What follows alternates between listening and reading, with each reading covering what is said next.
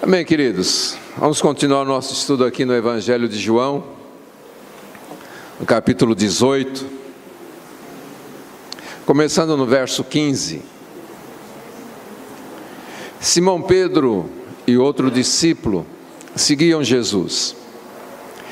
Este discípulo era conhecido do sumo sacerdote e por isso entrou com Jesus no pátio do sumo sacerdote. Mas Pedro ficou à porta, do lado de fora. Então o outro discípulo, conhecido do sumo sacerdote, saiu, falou à criada que cuidava da porta e levou Pedro para dentro. Então a criada que cuidava da porta perguntou a Pedro: Tu também não és um dos discípulos deste homem? Ele respondeu: Não sou. Estavam ali os servos e os guardas, os quais haviam acendido uma fogueira e se aqueciam, pois fazia frio. Pedro também estava ali em pé no meio deles, esquentando-se. Então o sumo sacerdote passou a interrogar Jesus acerca de seus discípulos e de seu ensino. Jesus lhe respondeu: Eu falei abertamente ao mundo. Sempre ensinei nas sinagogas e no templo, onde todos os judeus se congregam. Nada falei em oculto. Por que me interrogas? Pergunta aos que me ouviram o que lhes falei. Eles sabem o que eu disse. Tendo dito isso, um dos guardas que ali estavam deu uma bofetada em Jesus, dizendo: É assim que respondes ao sumo sacerdote? Jesus lhe respondeu: Se falei mal, mostre esse mal. Mas se falei o que é correto, por que me agredis? Então Anás enviou amarrado a Caifás, o sumo sacerdote. Simão Pedro ainda estava ali, esquentando-se. Perguntaram-lhe então: Tu também não és um dos seus discípulos? Mas ele negou, dizendo: Não sou. Um dos servos do sumo sacerdote, parente daquele a quem Pedro cortara a orelha, disse: Acaso não te vi com ele no jardim? Pedro negou outra vez, e imediatamente um galo cantou. Amém. Vamos orar. Senhor nosso Deus, nosso Pai querido, temos lido a Tua palavra e precisamos que Teu Santo Espírito venha nos ensinar. Que o Senhor abra o nosso entendimento para que possamos compreender a Sagrada Escritura. Fala aos nossos corações, que a Tua palavra seja viva em nossos corações, Senhor. Que o Teu Espírito nos converta totalmente para Ti. Em nome de Jesus. Amém. Amém, queridos. Então nós vimos na semana passada, quando Jesus foi preso, e no instante que Jesus estava sendo preso, Jesus perguntou para aquelas pessoas, para os soldados: A quem vocês estão buscando? E eles responderam: A Jesus. E ele disse: Sou eu. E mais uma vez, segunda vez, Jesus perguntou para a quem eles estavam buscando, e eles disseram: A Jesus. Ele disse: Já disse que sou eu. Se é a mim que quereis, então deixa estes ir embora. E de fato isso aconteceu. Eles prenderam Jesus e os discípulos foram embora. Agora, de repente, o texto aqui nos diz que Simão Pedro e um outro discípulo seguiram a Jesus de longe, mas foram seguindo para onde Jesus estava sendo levado. Eu acredito que realmente foi um zelo santo de amor por Jesus que levou esses dois discípulos a seguirem Jesus. Mas esse não era o plano de Deus para eles. Jesus claramente deixou que eles ficassem à parte de tudo isto que ia acontecer. Por isso pediu para os soldados deixarem eles ir embora. Mas eles resolveram seguir Jesus e foram colocados nesta situação que nós vamos estudar aqui. Então fica muito claro que eles entraram nesta situação, principalmente Pedro, que é o grande envolvido em tudo isso aqui, que ele entrou por livre e espontânea vontade, não por direção do Espírito Santo de Deus, não pela vontade de Deus, mas pela vontade própria do seu coração, ele se colocou nesta situação. E uma vez que ele se coloca nesta situação, ele deveria permanecer firme no seu propósito de estar ali ao lado de Jesus em todo este processo de julgamento e crucificação. O texto fala aqui de Pedro e um outro discípulo, ao qual ele não fala o nome. Muito se especula quem é este outro discípulo. Muitos chegam à conclusão que é o próprio João. Outros dizem que não. Eu particularmente acredito que não seja João. Eu não penso em João como um conhecido íntimo do sumo sacerdote. E o que dá a entender aqui é que esse discípulo estava constantemente naquele lugar, de tal forma que a criada o conhecia muito bem, ao ponto de atender um pedido dele de deixar Pedro entrar. Então era alguém que estava acostumado a frequentar este lugar, por isso eu não acredito que seja o apóstolo João. Mas o texto não diz quem é, então também não vamos tentar saber quem é. Jesus tinha outros discípulos além dos 12 que o seguiam. A gente sabe de Nicodemos, a gente sabe de José de Arimateia, e eram pessoas ali muito ligadas ao Sinédrio, pessoas ligadas às autoridades de Israel. Talvez fosse um desses, a gente não sabe. Fora os dois, talvez houvessem outros, que a gente não sabe. Mas o importante aqui é a gente tentar entender esse texto, que Jesus sempre nos livra de toda situação de perigo, de toda situação embaraçosa. A gente vai ler daqui a pouco, mas a Bíblia diz que o Senhor sempre abre uma porta de escape para nós não sermos colocados numa situação sem saída. Então, Ele sempre abre uma porta de escape, Ele sempre vai nos poupar. Como a gente vai ver nesse texto, Jesus sempre procura nos poupar, mas muitas vezes a gente quer ser mais do que a gente é. Eu não sei se todos aqui são assim, mas geralmente nós queremos ser mais fortes do que realmente somos. Nós queremos nos mostrar melhores do que realmente somos, Queremos nos mostrar mais espirituais do que na verdade nós somos. E se a gente se coloca em certas posições, a gente deveria perseverar nessa posição na qual a gente está se colocando, Mas vamos lá, no verso 17 então, diz aqui que aquela criada que abriu a porta para Pedro, a pedido do outro discípulo, diz assim o verso 17: então a criada que cuidava da porta perguntou a Pedro: tu também não és um dos discípulos deste homem? Ele respondeu: não sou. Então veja só, queridos, ora Pedro entra no pátio do sumo sacerdote, um lugar do qual Jesus lhe havia poupado. Jesus pediu para que os soldados não levassem os discípulos para o pátio, mas Pedro quis entrar lá no pátio e agora ele está naquele lugar, e isso vai lhe custar muito caro, porque ele vai agora se ver constrangido e ele vai acabar negando Jesus. Então o que nós vemos aqui neste tropeço de Pedro, ele expõe, na verdade, a sua vanglória. Talvez Pedro, a gente não sabe todos os detalhes do que acontece, mas a gente vai tirando por nós mesmos, né? Com o que se passa no nosso coração, a gente vai tentando entender o que se passou na mente de Pedro nesse instante, e por que ele quis ir, por que ele fez questão de entrar.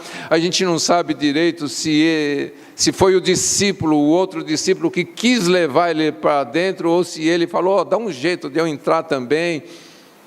A gente não sabe, né? A questão é que ele está lá dentro por vontade própria, ok? Talvez no seu coração estava ressoando aquelas palavras que ele disse para Jesus: ainda que todos esses te abandonem, eu jamais, eu estou pronto para morrer com o Senhor. Então, nesse ímpeto de querer provar que ele realmente estava pronto para dar a vida por Jesus, ele se coloca nessa situação tão embaraçosa, né? Agora, é interessante porque ele está entrando,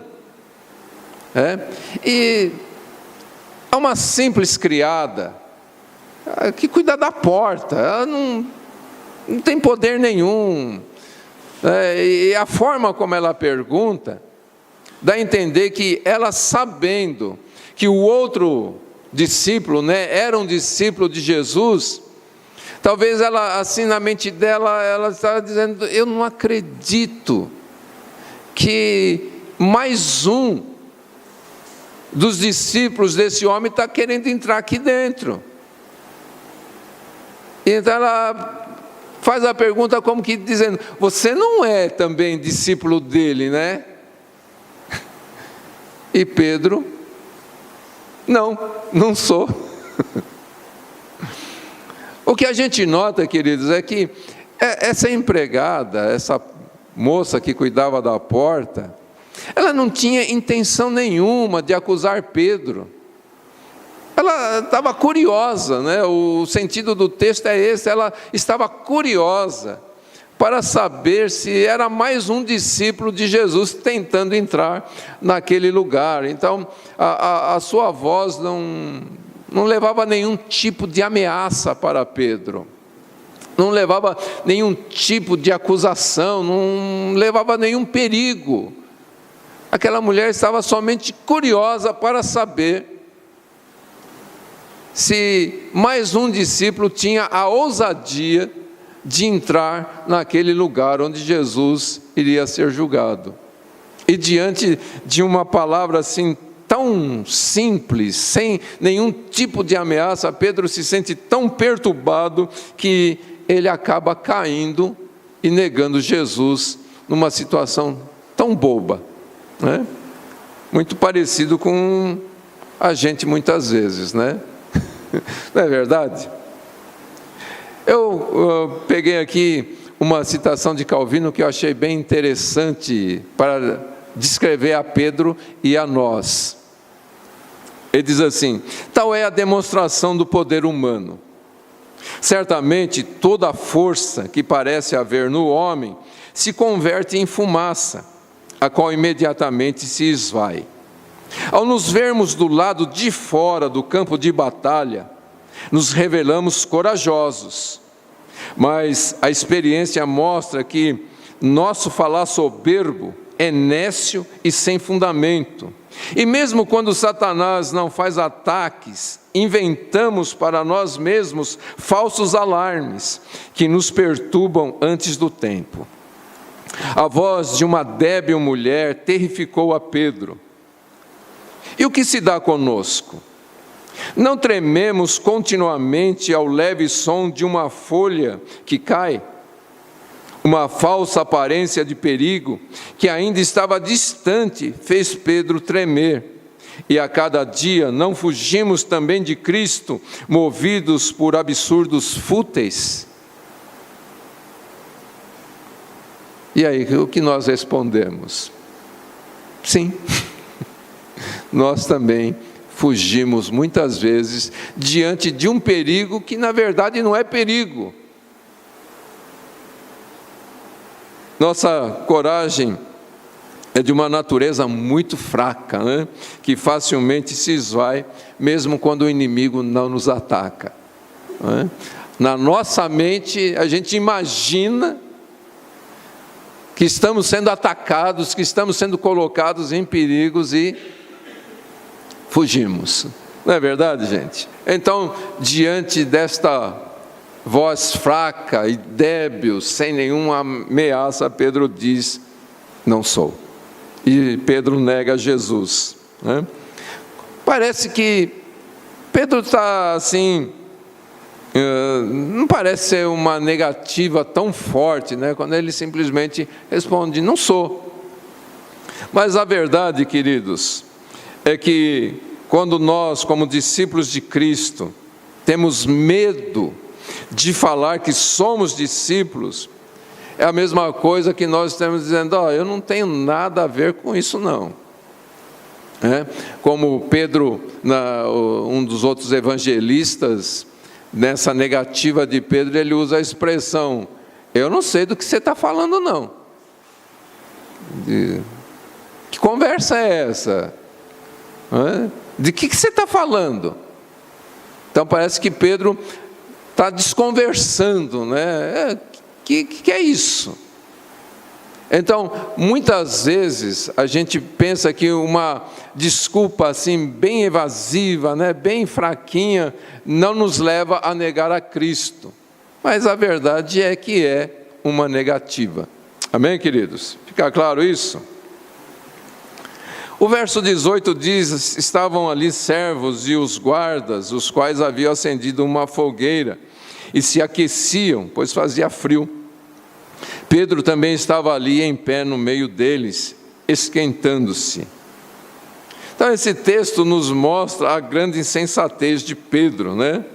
Quando, sem a mínima preocupação, depois já de ter negado a Jesus, ele podia pensar: poxa, eu não estou preparado para isso não. Eu acho que é melhor eu já ir embora daqui, me fortalecer e orar e buscar o Senhor. Eu já falhei uma. Mas Pedro, assim, totalmente despreocupado, sem pensar na atitude que ele acabara de ter, na gravidade da atitude de um discípulo de Cristo, dizer que não era um discípulo, sem pensar em nada, ele simplesmente está com frio, vê uma fogueira ali acesa. Quem está ali e acendeu aquela fogueira são os guardas que prenderam Jesus. E ele simplesmente vai lá para perto da fogueira para se esquentar também. Isso nos leva a pensar, queridos, porque a palavra de Deus nos diz que há situações que nós devemos fugir. A palavra de Deus é muito clara, que nós devemos fugir de certas situações, de certas companhias. E Pedro, mesmo diante da sua fragilidade, ele não sente a necessidade de sair daquele lugar.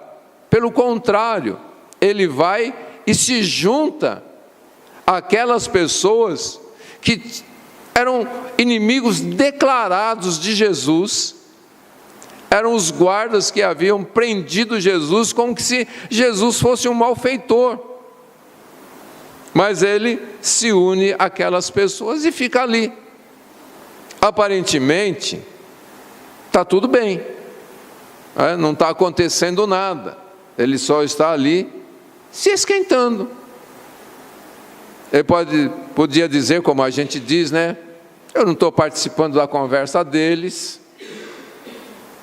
eu não estou fazendo o que eles estão fazendo, né?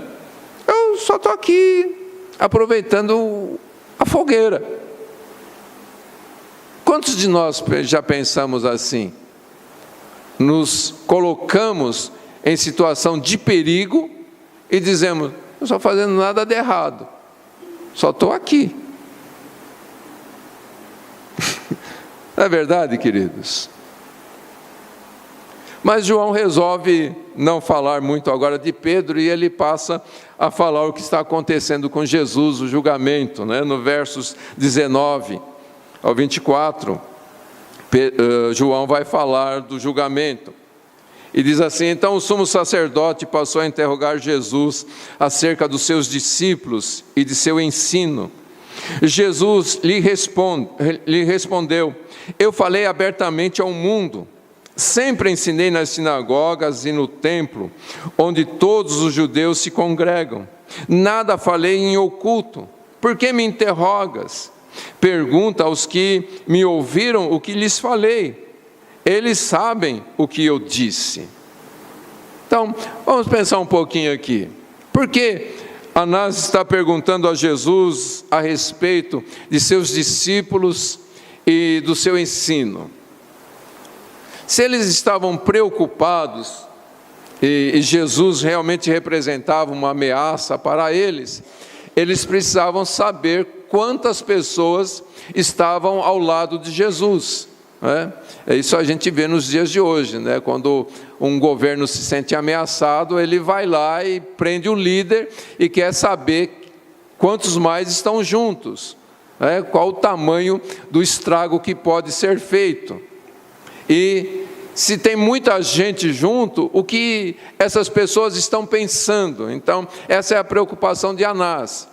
Quem são os seus discípulos? Quantos são os seus discípulos? E o que é que você passou para eles? Qual é o ensino? Qual é a ideia deles? O que eles estão prontos para fazer?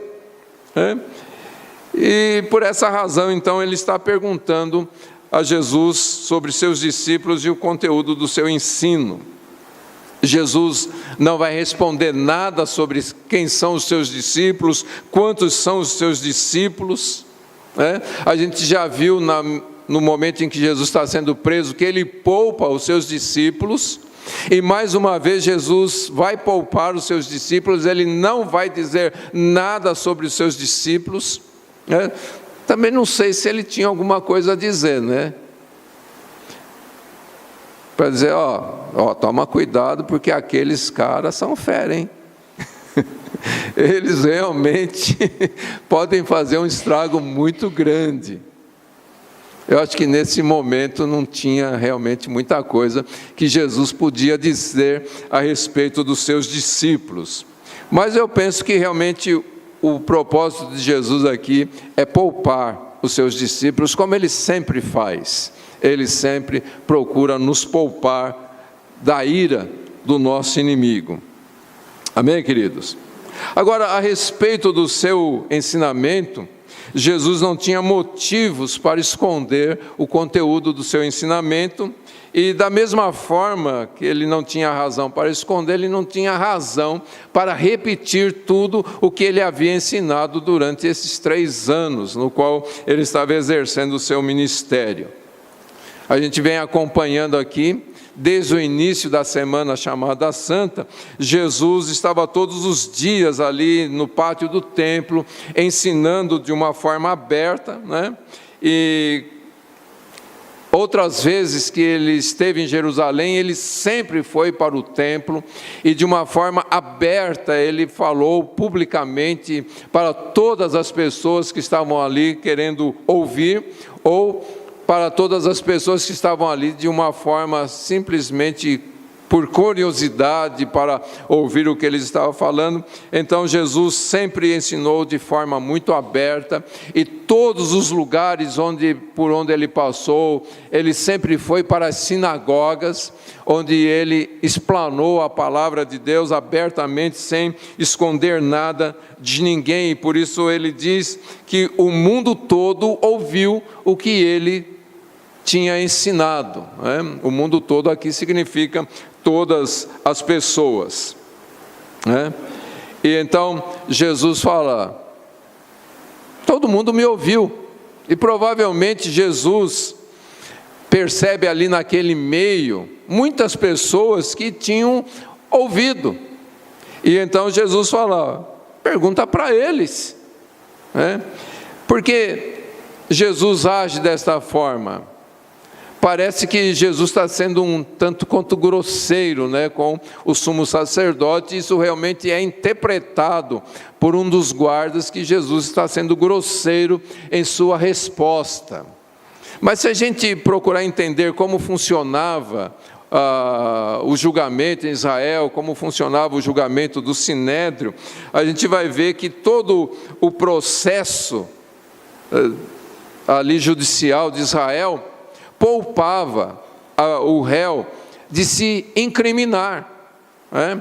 Inclusive, eu acho que todas as leis, né, aqui no Brasil também, a Constituição brasileira diz que ninguém é obrigado a produzir prova contra si próprio, né? E isso acontecia também em Israel. Por isso Jesus está perguntando: por que você está perguntando para mim? Né?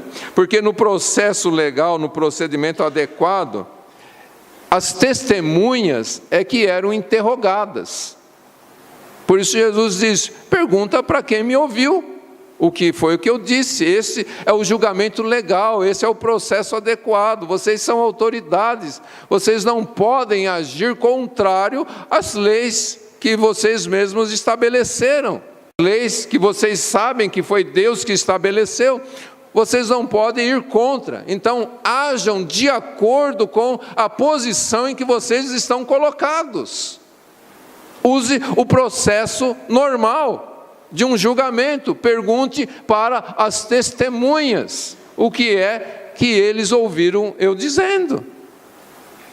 Dá para entender isso, queridos? Veja que Jesus, a gente já estudou sobre isso, quando Jesus diz: eu não vim revogar a lei, eu vim para cumprir. Então, o que Jesus está pedindo é que eles cumpram o dever deles, como sumo sacerdote, principalmente ali Anás, na condição de sumo sacerdote, cumpra o seu dever de sumo sacerdote e haja de acordo com a lei.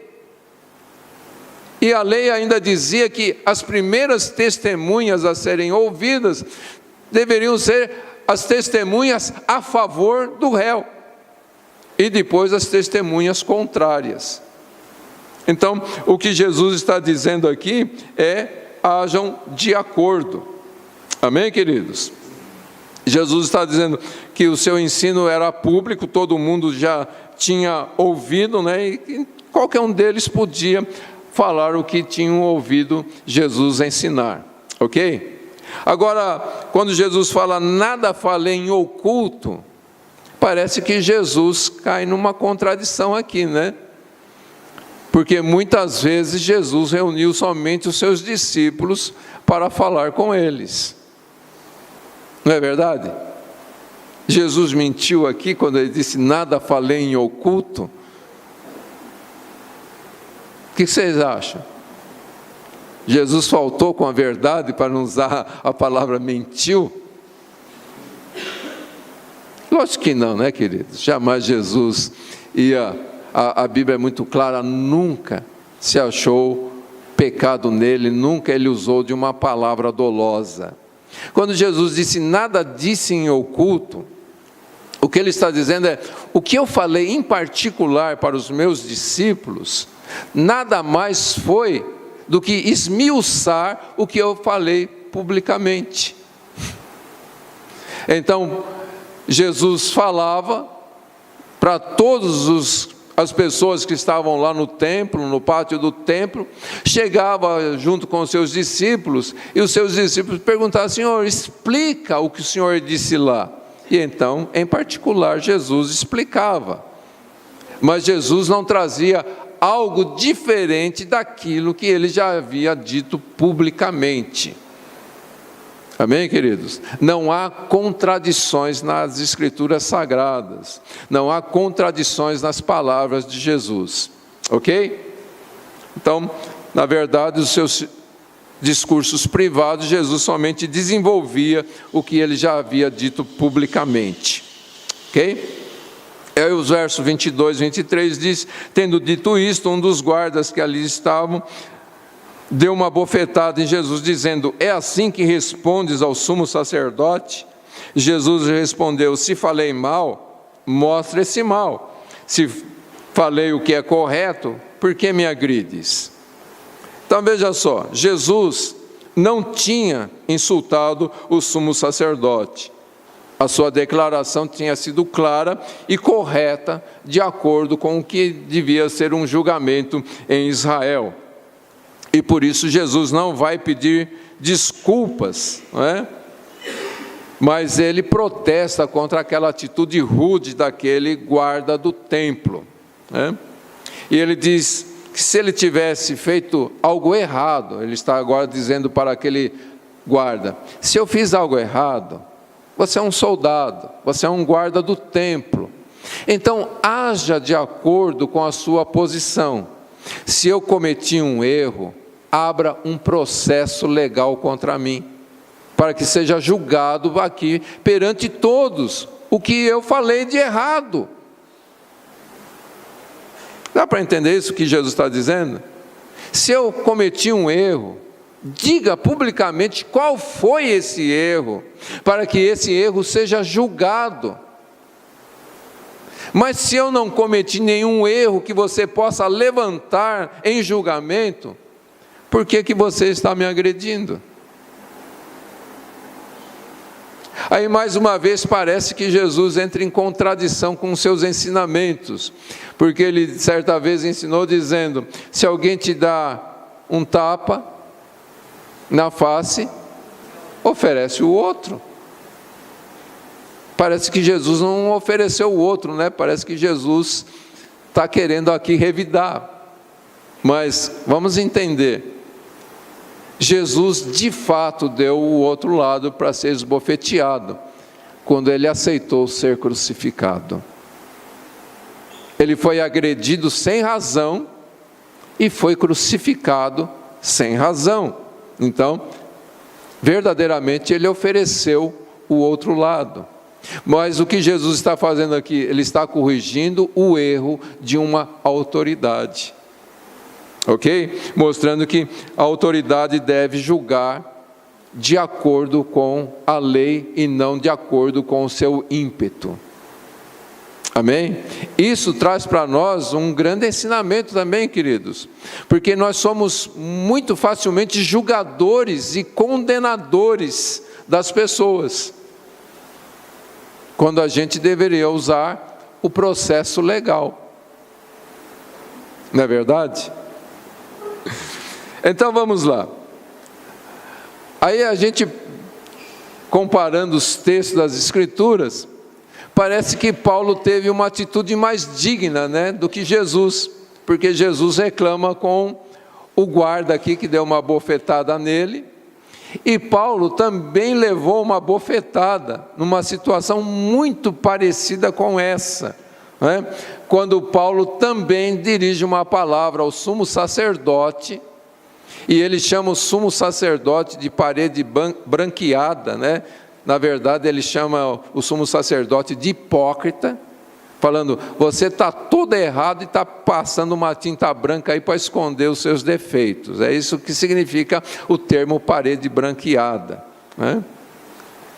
E ele toma uma bofetada por falar isso, e o soldado fala: é assim que você fala com o sumo sacerdote?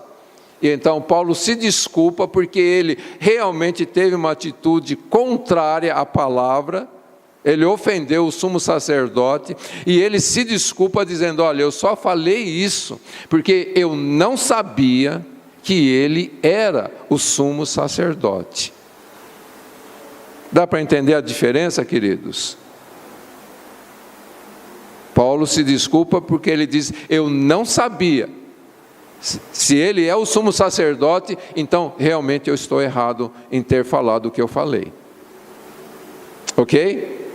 Fica claro aí? Jesus não tem nenhuma atitude errada aqui durante o seu julgamento. Ok, queridos?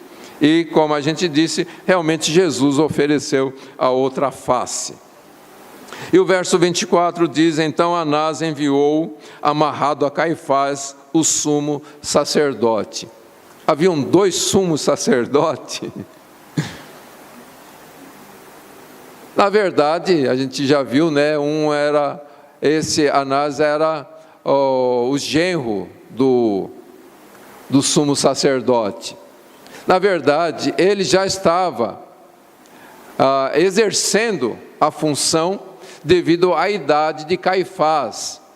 Então Anás já estava exercendo a autoridade de sumo sacerdote, como foi explicado, passava de geração em geração, ok? Agora, oficialmente, Caifás é o sumo sacerdote. E então, se Jesus tinha que ser enviado para Pilatos, como a gente vai ver depois, que Caifás envia Jesus para Pilatos, se Jesus tinha que ser enviado, ele tinha que ser enviado pelo oficial sumo sacerdote, que era Caifás. E a gente vai ver que Caifás simplesmente pega Jesus e já manda para Pilatos, porque eles já viram que não tinha o que fazer, né? Não tinha como pegar Jesus num erro, então eles tinham que acusar Jesus falsamente diante de Pilatos, mas tudo isso aí a gente vai ver depois, ok? Vamos voltar para o Pedro aqui, que é o que realmente nos traz grandes lições. Versos 25 ao 27 diz: Simão Pedro ainda estava ali, esquentando-se. É interessante, né, essa frase, Simão Pedro ainda estava ali, esquentando-se, dando a entender, há muito que ele já deveria ter saído dali. Voltando ao que a gente estava falando, querido, se você entra numa situação, por vontade própria, dá a primeira escorregada, sai, não permanece. Amém? É muito mais digno dizer, eu errei, deixa eu corrigir isso aqui, deixa eu sair daqui, do que tentar forçar e falar, não, da próxima eu vou ficar, eu não vou mais fazer isso, eu vou ficar aqui no lugar errado, mas não vou mais errar. E se você está no lugar errado, você já está errando. Não tem essa, eu vou ficar no lugar errado sem errar. Se você está no lugar errado, você já está errando. Olha lá, então, ele ainda estava ali. Perguntaram-lhe então, tu também não és um dos seus discípulos? Mas ele negou, dizendo, não sou. Um dos servos do sumo sacerdote, parente daquele a quem Pedro cortara a orelha, disse, acaso não te vi com ele no jardim? Pedro negou outra vez. Imediatamente o galo cantou. Então vamos pensar aqui, queridos. Pensa num fato chocante, né? É essa insensatez de Pedro, que depois de ter negado a Jesus, ele não só continua insensível, ele não se arrepende, né? Mas ele se faz ainda mais insensato em permanecer naquele lugar que o levara a pecar. Veja, ele está ali naquela fogueira, ali se esquentando. Chega uma pessoa, ele já tinha negado a primeira, lá para a porteira, né? Aí chega uma pessoa e faz a mesma pergunta, você não é um dos discípulos? Não. Logo em seguida, outro chega, não, eu te vi lá. E ele, não. E o galo canta e a história termina. Se o galo não cantasse, e vamos dizer que tivesse 50 pessoas em volta da fogueira, e os 50 perguntassem para ele, ele ia negar 50 vezes. Se tivesse 100, e se 1000 perguntassem para ele naquele instante, 1000 vezes ele ia negar, porque ele estava no lugar errado, num lugar aonde Jesus não queria que ele estivesse. Dá para entender isso, gente? Se quando Pedro negou a primeira vez, por que a gente está insistindo nisso? porque é importante para nós. Se na primeira vez que Pedro negou, ele desse uma desculpa, esqueci um negócio lá fora, deixa eu sair de novo, porque ele estava ali na porta. E se arrependesse, e fosse fazer o que Jesus tinha dito para ele fazer. O que é mesmo que Jesus tinha dito para ele fazer? Vigiai e orai para não cairdes em tentação. E se na hora que ele caiu, ele, caí. Deixa eu sair daqui e orar. Para que eu não caia de novo. Mas ele não foi. E ele caiu de novo. E caiu de novo. E iria cair muitas vezes se o galo não tivesse cantado.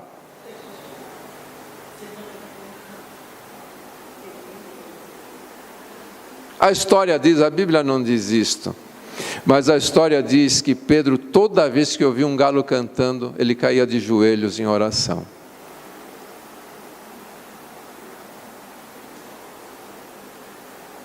Queridos, a gente precisa aprender que nós não somos fortes em nós mesmos. Jesus foi muito claro quando ele disse que a nossa carne é fraca. E por isso nós precisamos vigiar e orar. Precisamos nos fortalecer no Senhor. Precisamos nos fortalecer com a palavra de Deus. A oração, queridos, não é para a gente pedir coisas para Deus, pedir dinheiro, pedir saúde. Pode ser também, mas esse não é o principal motivo da oração. A oração foi instituída para nós buscarmos a face de Deus, para nós nos fortalecermos nele, para nós nos enchermos com o Espírito Santo, para nós termos compreensão das Sagradas Escrituras. Por isso Jesus disse para Pedro, que não só para Pedro, mas para os discípulos, que eles precisavam vigiar, e cada vez que eles enxergassem uma fraqueza em si próprio, que eles orassem, para que eles não caíssem naquela fraqueza. Mas a gente não tem isso, essa atitude de vigiar as coisas fracas da nossa vida para orarmos sobre estas coisas. Quando nós caímos numa fraqueza, a gente procura 1000 desculpas. A gente tenta se desculpar. A gente põe a culpa na pessoa que estava ao nosso lado. O marido põe a culpa na esposa, a esposa põe a culpa no marido. Os filhos põem a culpa nos pais, os pais põem a culpa nos filhos. Mas não enxerga que é uma fraqueza.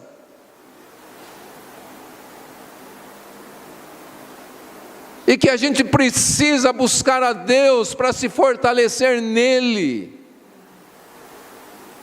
Que a gente precisa buscar o Senhor para se revestir com toda a armadura do Senhor, para podermos ficar firmes no dia mau e vencermos.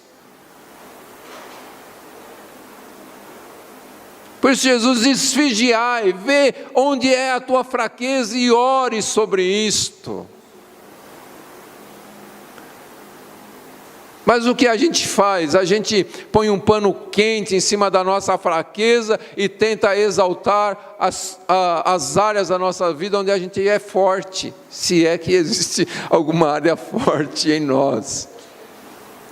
Mas aí a gente inventa, né? A gente inventa uma área forte para exaltar. Quando Jesus diz para nós vigiarmos, vermos as nossas fraquezas e orarmos para não cairmos em tentação. Dá para entender isso, queridos? Agora, João, ele relata a coisa assim de uma maneira muito branda, né? Quando ele fala que Pedro disse não e não. Mas os outros evangelistas mostram que Pedro perdeu completamente o controle. E ele começou a praguejar, e ele começou a xingar e jurar que ele não tinha nada a ver com Jesus. Então, o que a gente nota é uma progressão do pecado.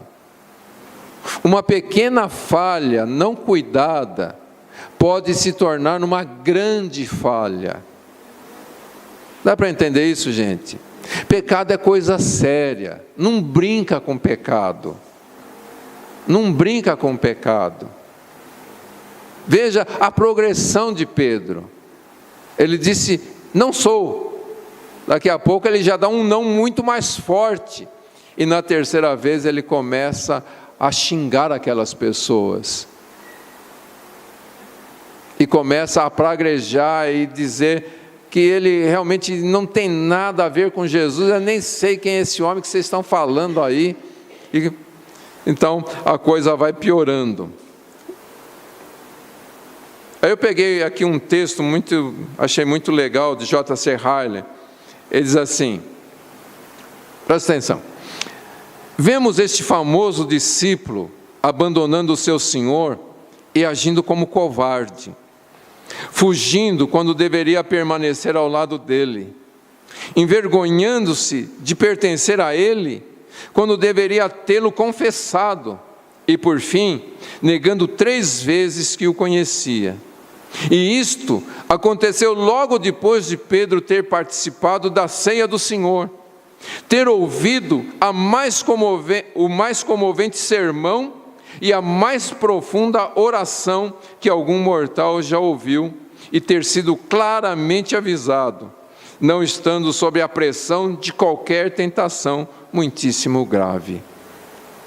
Então, J.C. Ryle chama a atenção aqui, que Pedro tinha acabado de tomar a ceia, tinha ouvido aquele sermão do cenáculo, onde Jesus tinha aberto totalmente o seu coração para eles, e tinha feito aquela oração em favor deles. E mesmo diante de tudo isto, Pedro, sem nenhum tipo de ameaça, ninguém estava ameaçando ele, mas ele nega Jesus de uma forma muito forte. E todos nós, queridos, estamos sujeitos a isto. E talvez temos feito o que Pedro fez. E diante de tudo isso, a gente entende as palavras de Davi no Salmo de número 8, no verso 4, quando ele diz: que é o homem para que dele te lembres, e o filho do homem para o que o visites. Queridos, nós não somos nada. Realmente não há motivo nenhum para nos vangloriarmos de qualquer coisa que seja. Porque se existe algo bom em nós, é a presença do Senhor, é a graça de Deus.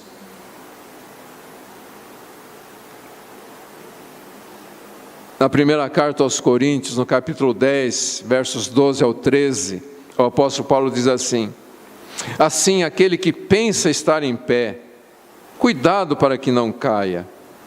Não veio sobre vós nenhuma tentação que não fosse humana, mas Deus é fiel e não deixará que sejais tentados além do que podeis resistir. Pelo contrário, juntamente com a tentação, providenciará uma saída para que possais suportar. Então, queridos, a grande verdade é que a gente só cai porque a gente não vigia, porque a gente não ora, a gente não tem intimidade com o Senhor ao ponto de ver a porta de escape que Ele abre para nós. A gente cai porque a gente é orgulhoso, pensando que jamais vai cair, pensando que a gente pode alguma coisa, quando a gente não pode nada. Jesus foi muito claro quando Ele disse: sem mim nada podeis fazer. E aí a gente olha para Davi e entende porque ele era o homem segundo o coração de Deus. Quando ele diz: o que é o homem? E ele chega para Deus para dizer: Senhor, eu sou pobre e necessitado, eu preciso que o Senhor cuide de mim. Amém, queridos? Então, o que a gente vê, queridos, é que o que aconteceu com Pedro acontece praticamente com todos os cristãos todos os dias. A princípio parece que a falha não é tão grande, mas se a gente não cuidar, aquilo vai se tornando um hábito. E por fim a gente corre o risco de endurecer a nossa própria consciência. E uma consciência endurecida, uma mente cauterizada, acabará realmente desprezando todos os princípios das Sagradas Escrituras e ainda dizendo: não estou fazendo nada de errado. Dá para entender isto? Então, quando a gente olha para toda a história de Pedro, a gente vê alguns passos que levaram Pedro a essa situação, e esses mesmos passos são os que nós damos na direção dos nossos erros, né? A primeira coisa foi a autoconfiança de Pedro. Quando, eu já citei aqui, quando ele disse para Jesus: ainda que todos venham a te abandonar, eu jamais vou te abandonar. E talvez ele quis provar que ele não ia abandonar Jesus e ele ia estar lá ao lado de Jesus até o último momento. Autoconfiança. Queridos, tenha isso no seu coração: eu nada posso. Amém? Eu, em mim mesmo, eu sou fraco. Como Paulo dizia: em mim não habita bem algum. Eu sou totalmente dependente do Senhor. E se eu sou dependente do Senhor, eu só vou nos lugares onde Ele quer que eu vá. E Pedro foi num lugar onde Jesus não queria que ele fosse. Amém, queridos? A segunda coisa foi a negligência. Foi a indiferença com um mandamento do Senhor, que eu já disse aqui: vigiai e orai. Mas em vez de orar, vigiar e orar, o que Pedro fez? O que ele fez em vez de orar e vigiar? Não, antes disso, ele dormiu. Jesus disse: vigiai e orai. E deu alguns passos para orar sozinho. Quando ele voltou, ele os encontrou dormindo. Jesus os chama e diz: vigiai e orai. E foi orar de novo. Jesus volta e eles estão dormindo. Jesus fala de novo: vigiai e orai. E vai orar a terceira vez. E quando volta, eles estão dormindo. E aí Jesus fala: vamos embora. Aí Jesus disse: não adianta mandar essa turma orar, porque eles não oram mesmo. Eles preferem dormir do que orar. E nós? Terceiro passo errado de Pedro: ele se acomodou seguindo Jesus de longe. Gente, nós precisamos seguir Jesus de perto, não de longe. Amém? E o quarto erro de Pedro foi se expor desnecessariamente às más companhias. E quantas vezes a gente também faz isto? A gente se expõe desnecessariamente às más companhias. E a palavra de Deus nos adverte que as más companhias corrompem os bons costumes. Então, a queda de Pedro foi puramente fruto das sementes que ele mesmo plantou. E assim se dá conosco. A nossa queda é fruto das sementes que nós plantamos. Amém? E para a gente finalizar aqui a nossa meditação de hoje, e o galo cantou. Quando o galo cantou, diz as Escrituras que Pedro lembrou-se imediatamente daquilo que Jesus tinha falado para ele. Quando ele disse que estava pronto para dar a vida por Jesus, Jesus disse: Pedro, na verdade, você não vai dar sua vida por mim. Em verdade te digo, antes que o galo cante, tu me negarás 3 vezes. Está lá no capítulo 13, verso 38. Isso tinha acontecido ali no cenáculo, não sei quantas horas antes, né? Mas, sabe o que levou Pedro ao arrependimento? Não foi ele se lembrar quando o galo cantou. O galo cantou e ele se lembrou do que Jesus disse. Mas Lucas, ele traz mais detalhes sobre isto. Lá no capítulo 22, versos 60 ao 62, diz assim: Mas Pedro respondeu, na última tentação, né? Mas Pedro respondeu: Homem, não sei o que está dizendo. Imediatamente, enquanto ele ainda estava falando, o galo cantou. Então o Senhor, virando-se, olhou para Pedro, e Pedro lembrou-se da palavra que o Senhor lhe havia falado: Hoje, antes que o galo cante, 3 vezes me negarás. Então Pedro, saindo dali, chorou amargamente. Queridos, o que foi que levou Pedro ao arrependimento? Foi o cantar do galo? Foi ele se lembrar do que estava escrito, ou do que Jesus falou? Foi o olhar de Jesus. Na construção de João, que fala que Anás mandou Jesus amarrado para Caifás. Então, Pedro estava ali se aquecendo. Jesus vinha já sendo trazido, quando a terceira pessoa perguntou. Jesus estava emparelhando ali com Pedro. E Pedro, na terceira vez, negou e começou a xingar aquele último homem. E nisso Jesus vinha passando. O galo cantou, Pedro, acho que ergueu a cabeça, e no que ele ergueu a cabeça, ele viu Jesus. E o olhar de Jesus levou Pedro ao arrependimento. A misericórdia do Senhor. Jesus podia passar ali batido, falar: o cara já é a terceira vez que está me negando, não vou nem olhar para ele. Mas Jesus olha, não com repreensão, mas com amor. Jesus olha para Pedro e leva Pedro a se arrepender. O olhar de Jesus, tão cheio de amor, levou Pedro a uma tristeza tão profunda, e ele foi conduzido ao arrependimento. É isso que a Bíblia diz, que o Espírito Santo gera uma tristeza em nós e nos leva ao arrependimento.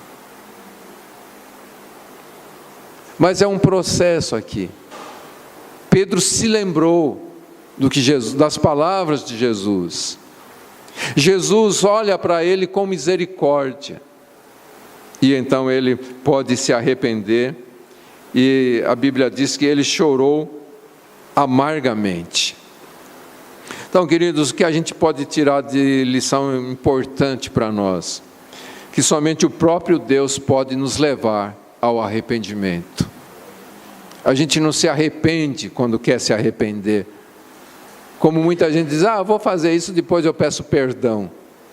Você não se arrepende porque você quer se arrepender, mas porque o Senhor te leva ao arrependimento.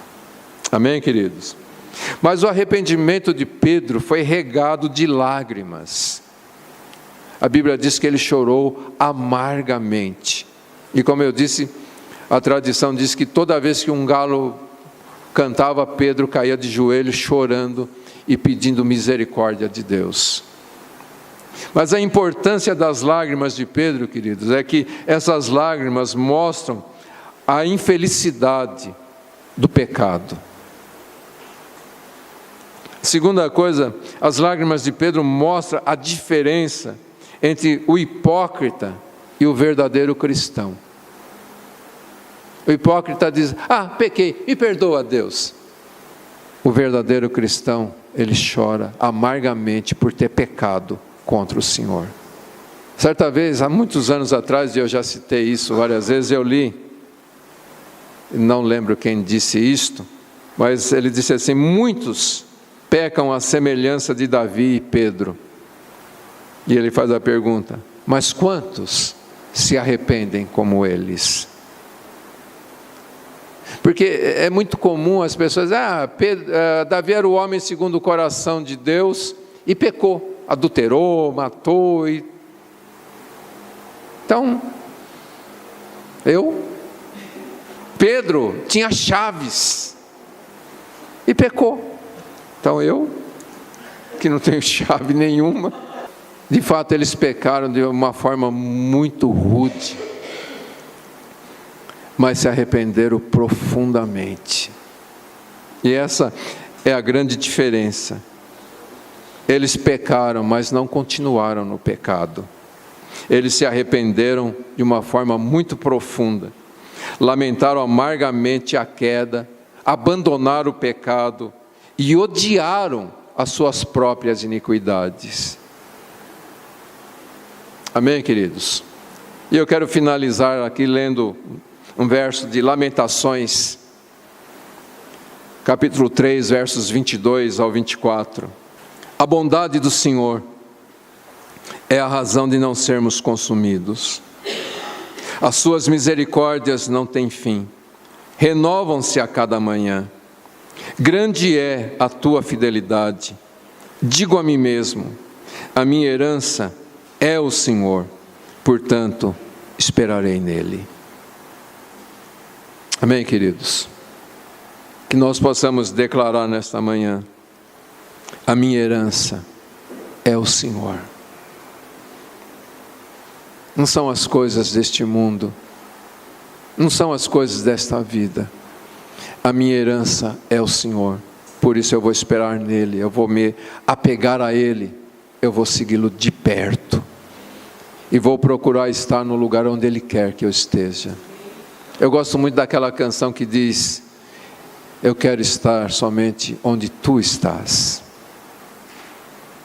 Que essa seja a nossa oração,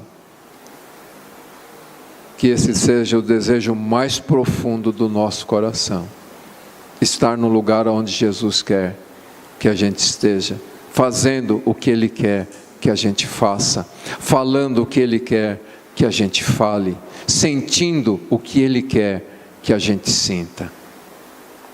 Amém? Curve a sua cabeça e fale com o Senhor. Se temos pecado à semelhança de Pedro, que sejamos levados ao arrependimento à semelhança de Pedro.